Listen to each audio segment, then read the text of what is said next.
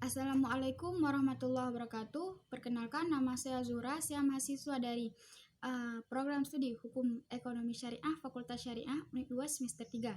Di sini saya akan menjelaskan tentang jarimah zina.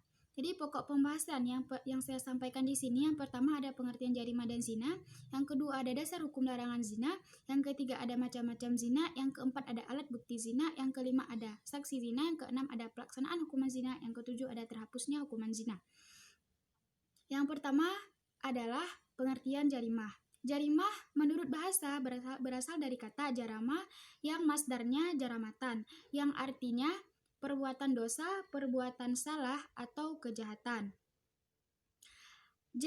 Pengertian jarimah juga sama dengan tindak peristiwa pidana, tindak pidana, ataupun delik dalam hukum positif. Hanya saja kalau dalam hukum positif itu ada dibedakan antara kejahatan dan kesalahan. Mengapa begitu? Karena mengingat adanya berat ringannya hukuman. Sedangkan dalam syariat Islam itu tidak ada perbedaannya, semuanya sama disebut dengan jarimah ataupun jinayah karena mengingat adanya sifat pidananya.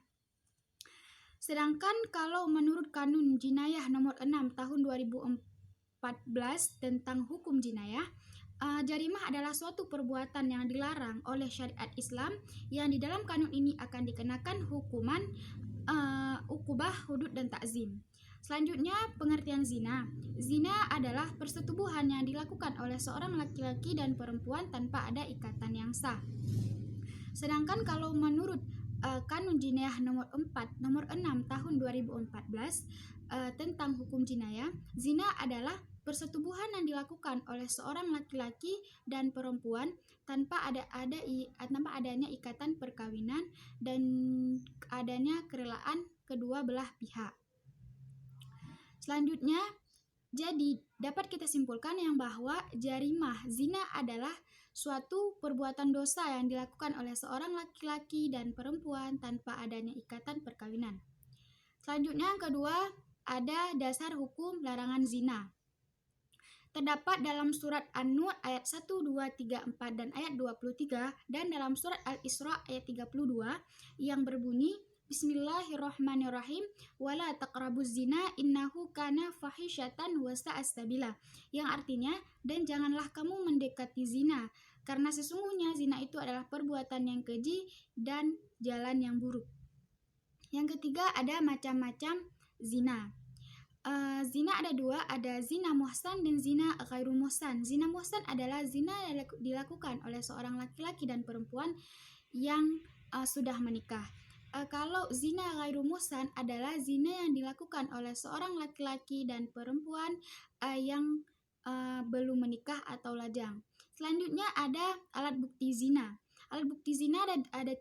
Yang pertama adanya 4 orang saksi, yang kedua adanya pengakuan, yang ketiga adanya sumpah.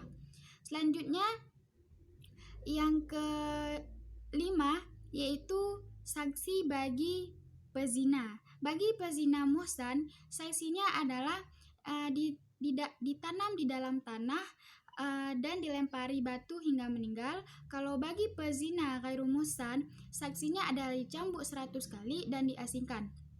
Selanjutnya yang keenam ada pelaksanaan hukuman zina.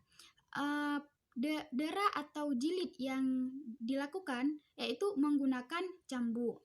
Yang cambuk tersebut dilakukan dengan kekuatan yang sedang sebanyak 100 kali cambukan, dan disyaratkan untuk cambuk tersebut yaitu menggunakan cambuk yang kering, tidak boleh basah. Mengapa? Karena dapat mengakibatkan luka. Selanjutnya disyaratkan juga untuk cambuk tersebut yaitu ekornya atau ujung dari cambuk tersebut harus 1, tidak boleh lebih. Apabila lebih, berarti cambukan dihitung berdasarkan ekor atau ujung dari cambuk tersebut. Kemudian yang ketujuh, terhapusnya hukuman zina. Hukuman zina tidak dapat terhapuskan. Mengapa? Karena hukuman zina ini adalah sudah terdapat dalam nas ataupun hukuman hak ataupun di dalam hukuman hak atau sudah ditetapkan oleh Allah Subhanahu wa taala. Hukuman had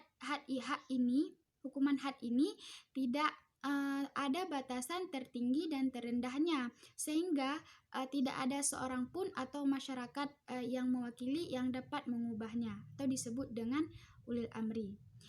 Jadi segitu saja penjelasan jarimah zina dari saya. Sekian, saya Zura. Terima kasih. Assalamualaikum warahmatullahi wabarakatuh.